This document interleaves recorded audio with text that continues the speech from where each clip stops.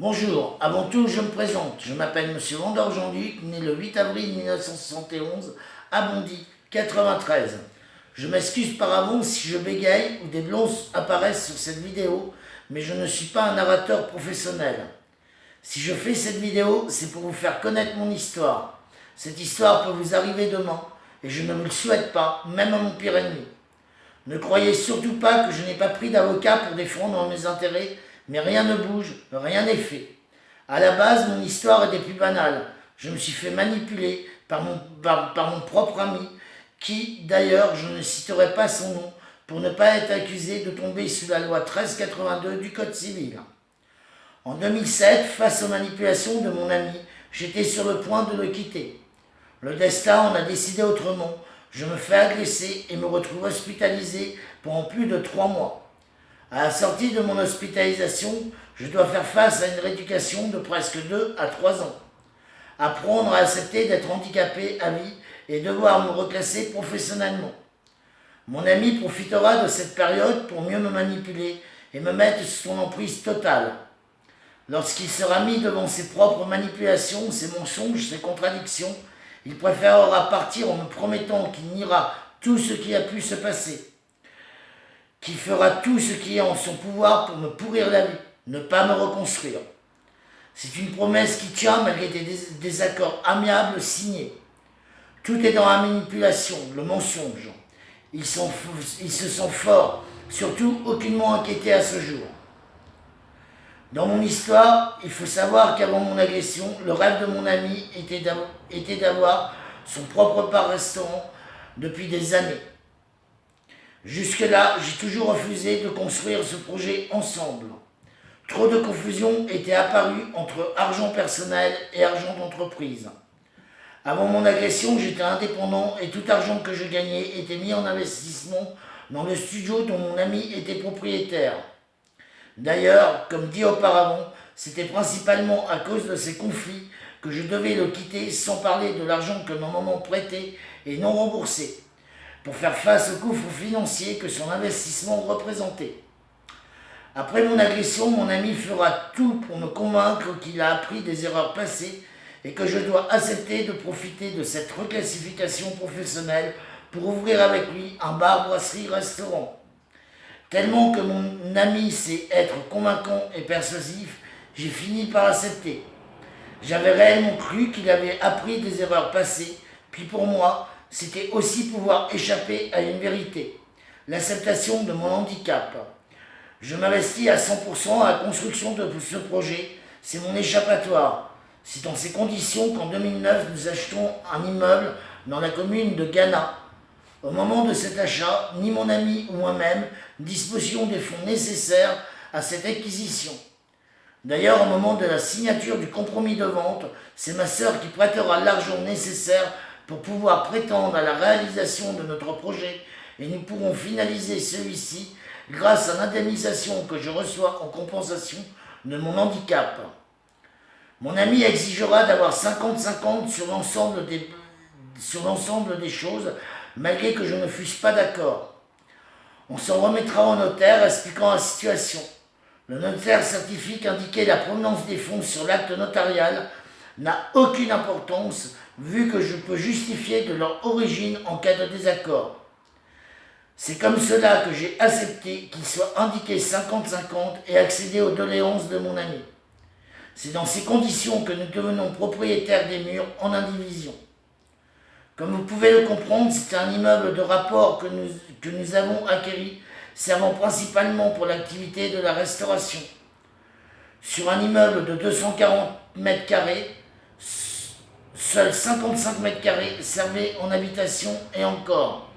Une pièce de 25 mètres carrés restait vacante qu'on finira par louer à un salarié embauché en avril 2010. 2010, l'année de la 4e dimension. Sur les murs, nous étions peut-être à 50-50, mais sur les parts de société, nous étions à 51-49. Je me suis retrouvé gérant de celle-ci uniquement pour les aides que j'apportais à titre personnel grâce à mon statut de travailleur handicapé. Jusqu'en avril 2010, les choses vont approximativement bien, malgré certains conflits naissants. Des problèmes d'hygiène importants surviennent dans l'établissement. Des rats d'égout apparaissent. Nous découvrons que de la mousse polyuréthane a été mise à tout endroit dans l'immeuble où les rats pouvaient passer. C'est cela qui déclenchera principalement nos divergences. Pour mon ami, pas d'importance. Dans un restaurant, il y a toujours des rats, c'est évident. Pour moi, il faut éradiquer le problème et une seule solution pour connaître l'ampleur des dégâts, c'est le démontage du bar. J'apprends de surcroît que mon ami m'avait fait passer auprès de la clientèle et du personnel, alcoolique, menteur, arnaqueur et je ne sais quoi en heure, que son studio de Paris, il avait vendu par ma faute pour investir à Ghana, qu'au moment de notre rencontre, j'étais rien, presque un clochard, mon amour. J'en passe, il y en a tellement à mon actif. C'est à partir de ce moment-là que les choses ont vraiment explosé et dégénéré entre mon ami et moi-même. Des disputes sont de plus en plus fréquentes et arrivent au sein de l'établissement. Mon ami recule devant rien. Il se servira de la clientèle et de certains membres du personnel de l'établissement pour démontrer ma virulence et que je n'avais cesse de chercher des histoires là où il n'y en avait pas. Certains clients et membres du personnel me trouvent injuste face à mon ami et se permettent même de me dire, après tout ce qu'il a fait pour toi. Mon ami ira jusqu'au point de me refuser l'accès à l'établissement. Il se sent fort, il a des alliés. Faut bien dire que mon ami est l'homme clé de la société. C'est le chef cuisinier. Vous connaissez un restaurant qui tourne sans cuisinier? Ce que mon ami oubliera de dire, c'est qu'il cuisine avec des excréments de rats.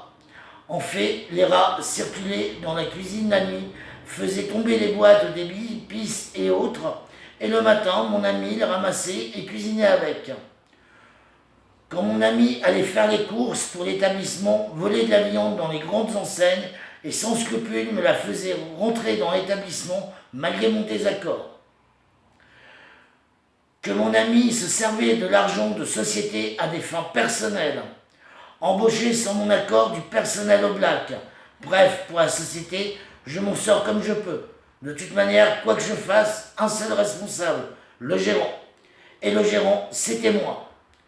Alors qu'on vienne pas me dire que le défaut de gérance est reconnu, que le détournement de biens sociaux est reconnu, car a priori, nul ne s'en intéresse. Et l'avocat, ce qu'il me dira, ça va être dur à prouver. Puis, il vaut mieux prendre un arrangement amiable avec votre ami, car il vous reste les murs à 50-50. Pour l'échec que mon ami a fait sur la société, pour payer par exemple ses impôts sur le revenu, ils existent. Et quand je vous dis que mon ami ne recule devant rien, mon ami ira jusqu'au point, après son départ en mars 2011, de faire envoyer un courrier par son avocat, faisant savoir que j'étais le seul responsable de la gestion de la société et que jamais mon ami s'est occupé de quoi que ce soit. Pourtant, 90% des chèques étaient signés de sa main et la gestion de la société faite par ses soins. Le dépôt de bilan est prononcé le 12 avril 2012 et en principe, l'extinction du passif devrait être prononcée en février 2018. Ne croyez pas qu'à ce moment-là, j'ai perdu courage pour défendre mes intérêts et mes droits. Mais j'ai préféré que le dépôt de bilan soit prononcé pour pouvoir rejoindre Paris et être aux côtés de ma maman qui malheureusement était en fin de vie. Ma maman décédera le 8 août 2012. Je rentre à Ghana en novembre 2012, malgré quelques allers et retours que j'ai dû assumer, tels qu'au mois de juillet pour la saisie des biens du fonds de commerce. Pour la société, reste plus qu'à attendre les décisions du liquidateur judiciaire et d'après l'avocat, si rien ne se passe dans les 3 ans, je n'ai aucune inquiétude à avoir. Si quelque chose venait à se passer, on agira au moment venu. Malgré tout, il me reste l'indivision sur les murs à ce moment-là à régler, et aujourd'hui reste à régler, car a priori, aucun avocat n'a envie de défendre un tel dossier. Enfin, je veux dire les avocats avec qui j'ai pris attache. Mais le souci, ce n'est pas qu'on ne veut pas défendre mes intérêts, c'est qu'à vrai dire, les dossiers sont laissés de côté ou traités comme une simple sortie d'indivision. Pour certains, c'est suite à une demande d'aide juridictionnelle, donc sans importance. Pour d'autres, c'est que je n'ai pas les moyens financiers pour suivre. Mais sur un point, ils sont tous d'accord, c'est qu'il faut attendre, attendre, attendre. Puis l'arrangement amiable était plus simple. En fin 2012, j'ai tenté de contacter mon ami à plusieurs reprises, envoyer des courriers recommandés qui resteront sans effet jusqu'en mai 2013. Mai 2013, le contact est donc rétabli et un arrangement amiable est trouvé. Signé le 2 août 2013. Même si celui-ci n'est pas en ma faveur, je n'avais pas envie de laisser l'immeuble à l'abandon. En 2014, mon ex-ami reviendra de nouveau sur l'arrangement amiable. Je change d'avocat. 2015, un nouvel arrangement amiable est pris et bien évidemment, il ne respecte rien. Alors oui, je vous fais connaître mon histoire car non seulement mon ex-ami m'a fait et me fait une réputation qui est impropre à ma personne et d'autre part n'a cesse de me prendre pour une girouette et fait croire autour de lui que je n'ai cesse de l'arnaquer pendant 10 ans et que c'est pour cela qu'aujourd'hui il se permet d'agir de la sorte.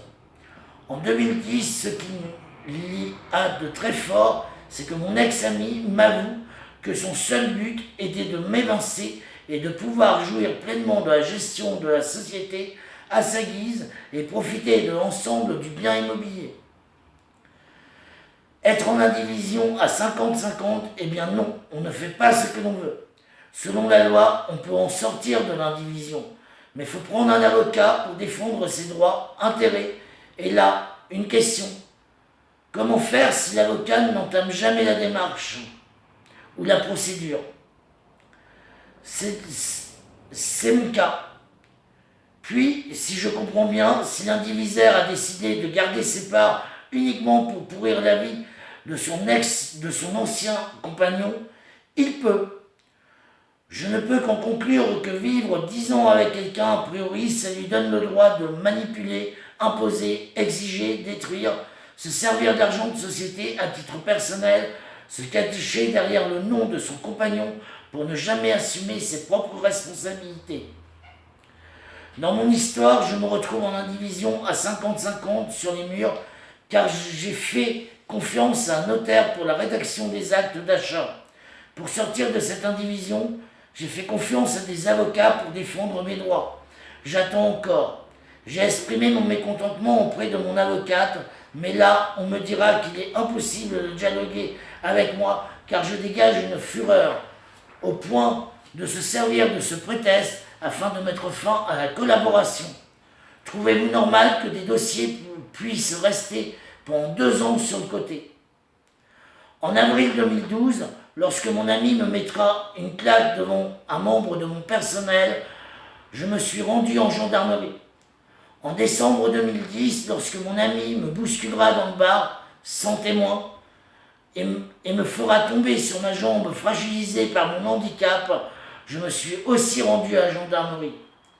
Pour ce qui concerne l'argent de la société utilisé par mon ami à des fins personnelles, j'ai tenté en vain de porter plainte. Eh bien, moi je peux le dire, à Ghana, parce que l'on croit me connaître, parce que l'on croit connaître l'établissement dont j'étais le gérant, eh bien, on me dira, monsieur, le Saint-James, c'est bon, on connaît, et faites-vous oublier. La gendarmerie ne prendra même pas la peine d'écouter mon histoire. En 2013, sur conseil de mon avocate, j'y suis retourné pour porter plainte, pour toute autre raison citée ci-dessus. Eh bien là, on m'a presque rayonné. En me disant que mon histoire, on la connaissait par cœur et que celle-ci relève du civil. En 2015, sur conseil de mon avocate toujours, j'irai au commissariat de Vichy. J'ai bien été reçu, mais là, on jugera une fois de plus à l'apparence du moment, en me signifiant presque que je ne suis pas handicapé. Oui, mon avocate du moment considérait qu'il y avait abus de faiblesse et abus de confiance par rapport à ma situation. Vu les refus de la gendarmerie et du commissariat de Vichy à prendre ma plainte, j'ai écrit au procureur de la République sur conseil de mon avocate. Mais je ne suis pas juriste. Ne croyez surtout pas que mon avocate m'a aidé à rédiger le courrier.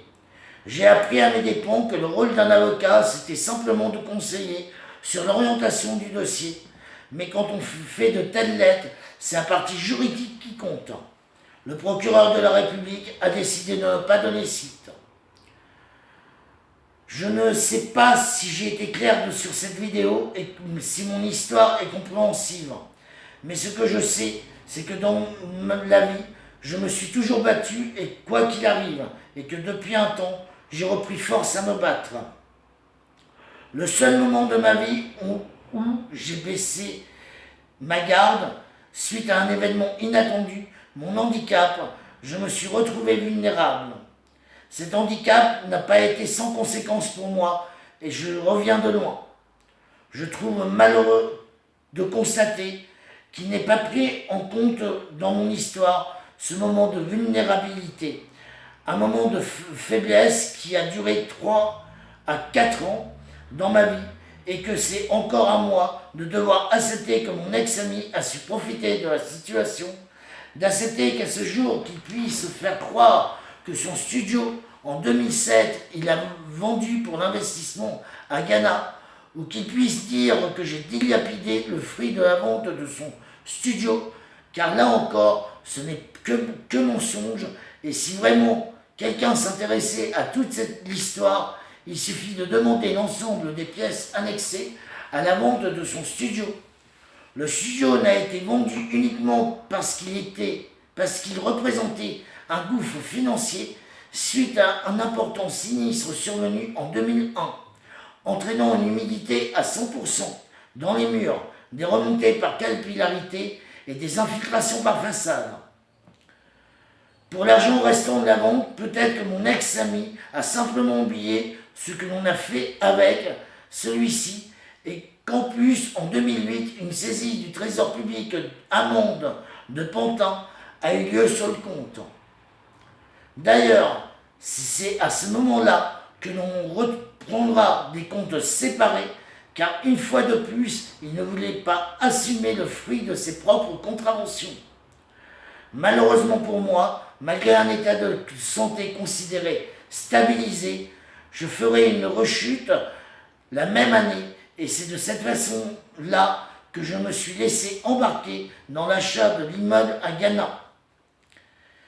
Si cette vidéo est diffusée, c'est que mon ex-ami continue à vouloir me pourrir la vie. Lui, l'immeuble de Ghana, il s'en moque totalement.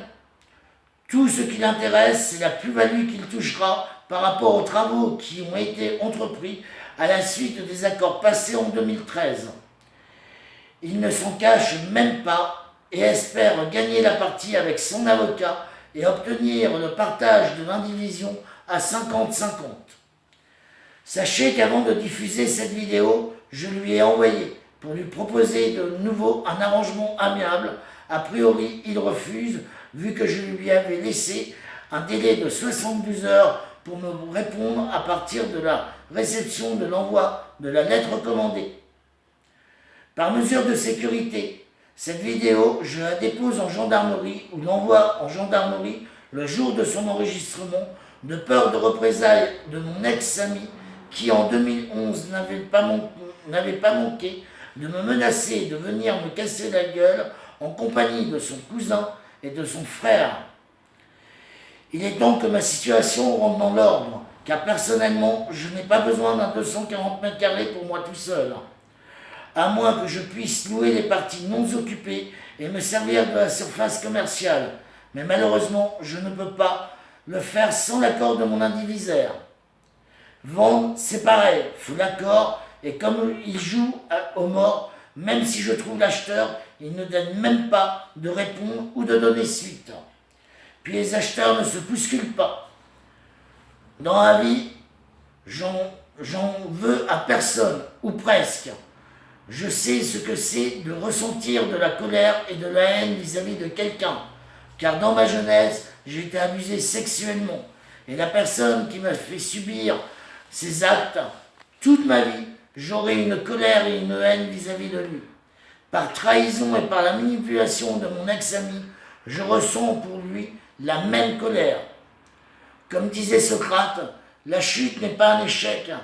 L'échec, c'est de rester là où on est tombé.